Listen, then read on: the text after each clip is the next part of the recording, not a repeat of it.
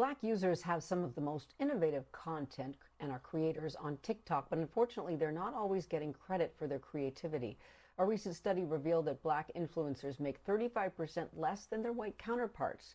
The news comes as Forbes magazine released its list of highest paid TikTok stars, and not one TikToker mentioned was Black. My colleague Tashani Whitlow talked to beauty influencer Safi Kelly, who joins other creators in calling out the racial bias. How unfortunate that Black creators were left out of the Forbes list. And I think shining a light on Black creator success is not something that the community is doing. And it really is a shame. So I think our success also is a threat to other people. And, we're not put in the light to have our success be shown. But why do you think that? Why do you think our success is a threat to them when we are the creators and they just redo it? How many people are supporting Black creators? It's a very small pool. Even, it's sad to say, even within the Black community, supporting one another is not trending all the time.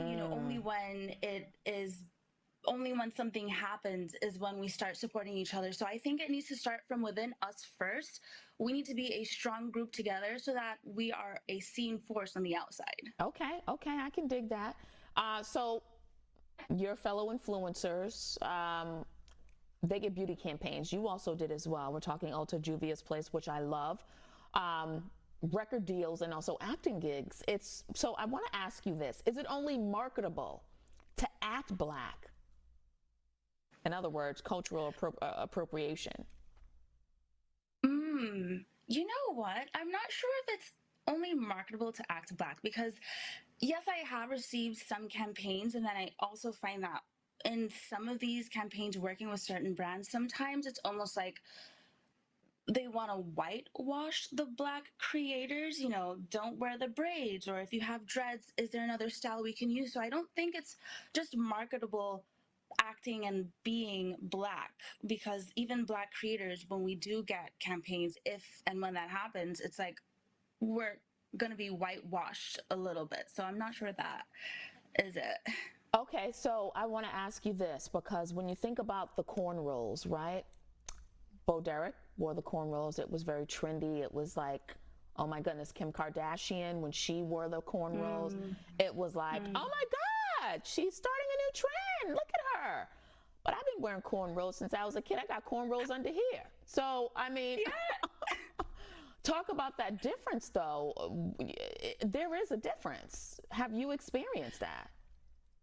There is definitely a difference. And I feel like when we're Black, as Black creators, Black people doing what we've always done, and then someone else comes along, white, whatever, comes along and does the same thing. If you think about, Black has always been deemed in a negative light. So Black magic, just the color Black is always like negative, evil. Versus when you think of white, they've already made white seem as pure, good, better almost. So if someone takes something that a Black person has done and they're not Black, it's going to seem like it's better than when we're doing it ourselves. Gotcha. All right, now, as I mentioned several times during this interview, oh my God, we're looking at such a gorgeous picture of you. Your skin is so flawless. So you've worked with major Thank brands. you. You're so welcome, such as Ulta, also Juvia, as we mentioned earlier. Do you feel like the path to get there was twice as hard? And if so, tell us in what way. Absolutely twice as hard. I have to be perfect every single time I put myself on social media. I can't have a hair out of line. Everything has to be perfect. And I have to try twice as hard to be noticed and not overlooked. You can have Jane Doe next to me do a winged eyeliner and red lipstick, and she will get 10,000 likes. If I do that same look, I might get 1,000 likes. So I do extra creative looks and still not even half the same amount of recognition. So definitely have to work twice as hard. Yeah, tell me how that feels as a chocolate sister, because it adds a whole nother layer of complication. in terms of getting It that really same does. recognition, right? And you're gorgeous. Beautiful smile, beautiful skin. Seriously. Thank you. It is frustrating. It really is because, like you said, thank you for the compliments. It's hard to continuously feel confident and feel beautiful when I'm trying so hard and still not getting the recognition that I know I deserve, you know? So it is extremely frustrating, and I have to tell myself every day that it's not my fault, and it's not any of the Black creators' fault for not being seen. Yeah, well, let's go back to Black creators, right? They were left off the Forbes list. That's how this whole interview started. Do you think, or do you feel getting campaigns will be twice as hard now moving forward? I definitely can see where that poses an issue getting campaigns moving forward. You know, the saying out of sight, out of mind. Yeah. If we're not being seen, if we're not being represented and have that light upon us, we're gonna be kind of forgotten and just like, who is this again? Like, who is she again? Like, I haven't seen her in a while. I haven't heard about her. So I definitely think that can make getting campaigns and jobs harder for sure. All right, so what's your plan moving forward?